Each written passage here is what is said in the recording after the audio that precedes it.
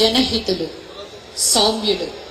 వారి చూపు దర్శనం, వారి ఆలోచన ప్రజాసేవ, ఆశయం ప్రజా సంక్షేమం. సుదీర్ఘ రాజకీయ అనుభవం వారిది.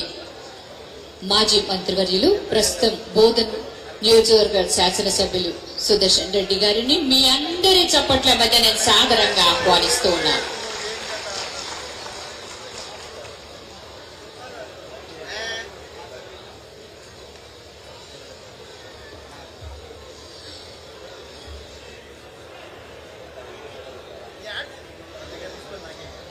ఈరోజు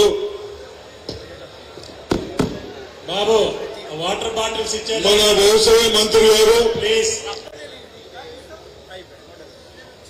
తుమ్మల నాగేశ్వరరావు గారు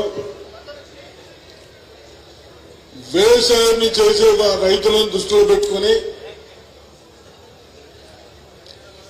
మన నిజామాబాద్ డిస్ట్రిక్ట్ అండ్ ఇతర డిస్ట్రిక్ట్ లో పెట్టినందుకు వారిని అభినందిస్తూ, అదేవిధంగా వారితో వచ్చేసిన పెద్దలు ఇరిగేషన్ మంత్రి ఉత్తమ్ కుమార్ రెడ్డి గారు ఏదైతే డ్రగ్స్ గంజాయిలు రూపుమాపిన మంత్రి మన ఇన్ఛార్జ్ మంత్రి జూపల్లి కృష్ణారావు గారు, మిత్రుడు పిసిసి అధ్యక్షుడు మహేష్ గౌడ్ గారు, వేదిక వేయించుకున్న పెద్దలకు, కలెక్టర్లకు, అధికారులకు, ప్రెస్ సోదరులకు, ఇక్కడ వచ్చేసిన రైతు సోదరులకు అందరికీ నమస్కారం. మరి అందరూ చెప్పారు, నేను కూడా గత ప్రభుత్వంలో ఎంపీలుగా, మినిస్టర్గా మీ అందరి బాధలని ఆ రోజు ఏదైతే ఇరిగేషన్ చేశామో, మీరు పంటలు పండించుకోవడానికి సౌకర్యాలు చేశామో, దానితో ఉత్తమ్ కుమార్ రెడ్డి గారికి ఇప్పుడు మా డిస్టిక్ లో 2 crores వస్తా ఉన్నాయి మా లిఫ్ట్ ఇరిగేషన్ చేయబట్టి. ఆ 2 crores లో ప్రతి సంవత్సరం 2 years నుంచి 10 లక్షలు 11 లక్షల పంటలు వస్తా ఉన్నాయి. ఆ లిఫ్ట్ని ఎక్కడ మీరు ఇబ్బంది లేక మెయింటైన్ చేసినందుకు మీకు అభినందనలు చెప్తూ, అదేవిధంగా 2021 ప్యాకేజ్ ఉంది మన పాత డిస్టిక్ లో. గత ప్రభుత్వాలు శాఖ పనులు కేవలం 300-400 ఇస్తే నా రైతులకు 3 లక్షల ఎకరాలకు నీళ్లు పోయేది. వాళ్ళ స్వార్థాల కొరకు పైపుల పేరు మీద 3,000 కోట్లు పెట్టి దాంట్లో 2,000 కోట్లు కాజేసి 1 ఎకరం కూడా నీళ్లు లేదంతా బీఆర్ఎస్ ప్రభుత్వం. నేను చెప్తా ఉన్నాను ఇరిగేషన్ మినిస్టర్ గారికి, మీరు మా డిస్ట్రిక్ట్ ని గత ప్రభుత్వంలో 10 years 10 సంవత్సరాలు ఎక్కడ కూడా ఒక చెరువు రిపేర్ చేయలేదు. దయచేసి పోయిన రోజు పోయారు, కానీ మన పైన ముఖ్యమంత్రి పైన కానీ ఇరిగేషన్ మినిస్టర్ పైన కానీ ఆశలు పెట్టుకొని ఉన్నాం. తప్పనిసరిగా ఈ చిన్న చిన్న సమస్యలు పరిష్కరిస్తే తప్పనిసరిగా రైతులు ఇంకా పండించడానికి. కొందరు నేను మినిస్టర్ గారికి ఇరిగేషన్ అధికారులకు చెప్తా ఉన్నాను, మనకు అక్కడ గ్రౌండ్ వాటర్ పెరగటానికి ఒక 3-4 తల్లిస్తూ సరిపోతుంది.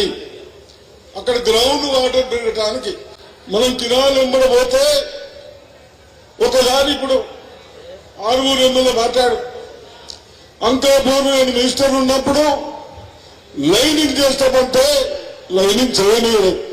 ఏమయ్యా, ఎందుకయ్యా రైతులు, నాకు తెలుసు కానీ రైతులకు అడిగాను, సార్ మాకు చెరువులు లేవు, ఏమి లేవు, బోర్ల మీద డిపెండ్ చేస్తుంటాం, నీరు కినాలు వదిలినప్పుడల్లా మరి గ్రౌండ్ వాటర్ చార్జ్ అయి బోర్లు పెరుగుతాయి. మీరు ఈ సీసీ వేస్తే నా పని ఉత్తదవుతుందని చెప్పారు. కాబట్టి వాళ్ళు ఆ ప్రయత్నం చేశారు. కానీ ఇప్పుడు కూడా మా రైతులు మా కోరిక కేవలం కినాల్స్ దిగండి, పైప్ లైన్స్ వద్దని.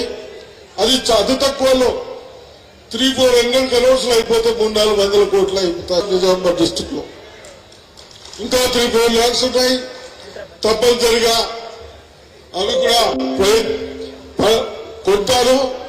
మీ రైతులందరూ ధైర్యంగా ఉండాలని చెప్తూ మరి అదేవిధంగా పేమెంట్లు కూడా వస్తూ ఉంటాయి. గతంలో పేమెంట్లు రైతులకు బోనస్లు, ఇప్పుడు బోనస్లు కూడా ఇస్తా ఉన్నారు. అదేవిధంగా దిగుబడి కూడా వస్తా ఉన్నాయి. మరి అగ్రికల్చర్ మంత్రి గారు తుమ్మల గారు వారి అదృష్టమో వారి చేతో కానీ చేతి గుణమో కానీ ఎక్కడ కూడా డిసీజెస్ లేకుండా గత 2 years లో 2 crops ఏ పంట అయినా దిగుబడులు వస్తా ఉన్నాయి, మంచి రేట్లు వస్తా ఉన్నాయి, మంచి కొనుగోలు వస్తా ఉన్నాయి. దానికి వారిని కూడా అభినందిస్తా ఉంటాను. అదేవిధంగా నేను పసుపు పండించే రైతు ఆగిపోయారు. మా అందరి కోరిక పసుపులో గుర్తుమని ఉంటుంది. తప్పనిసరిగా ఇంకా పైకి వచ్చే రైతులకు రేట్ వస్తుంది, బయట ఎక్స్పోర్ట్ చేయొచ్చు.